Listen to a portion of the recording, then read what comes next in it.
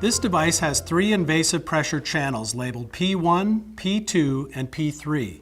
You can use these channels to measure arterial, venous, or intracranial pressures using invasive transducers. Each channel requires its own connector, cabling, and pressure transducer.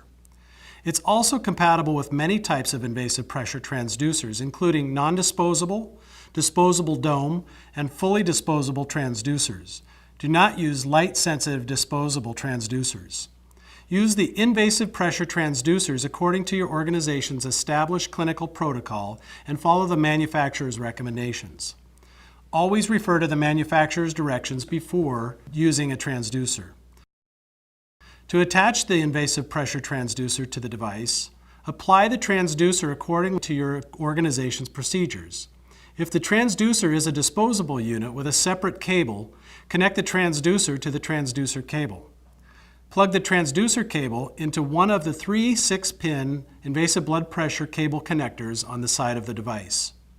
When you plug the transducer cable into the unit, the message 0 probe appears in the numeric display window for that IBP channel. To ensure that the device measures pressures accurately, you must zero the transducer before each use.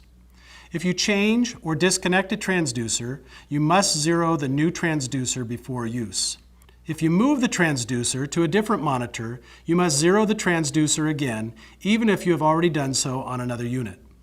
To zero a transducer, place the transducer at the same height as the patient's left atrium. Close the transducer's stopcock to the patient.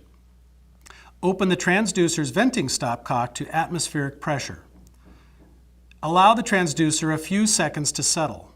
Use the navigation keys to highlight and select the transducer's IBP channel and display the IBP channel's parameter control panel.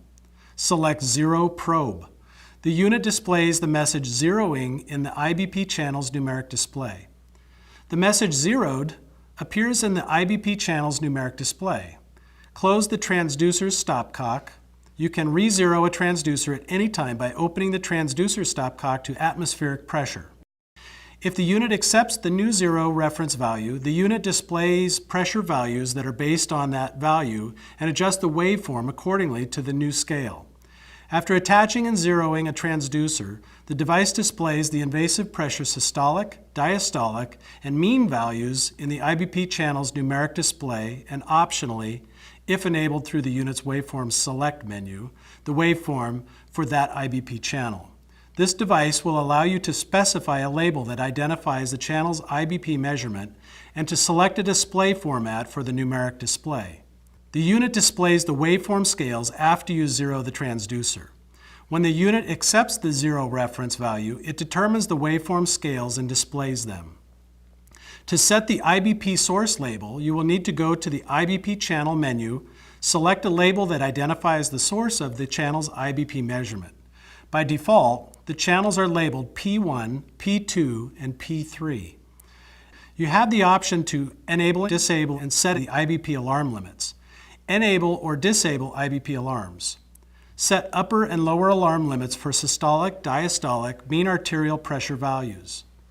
Use the navigation keys to highlight and select one of the IBP channel's numeric display to display the IBP parameter control panel for that channel.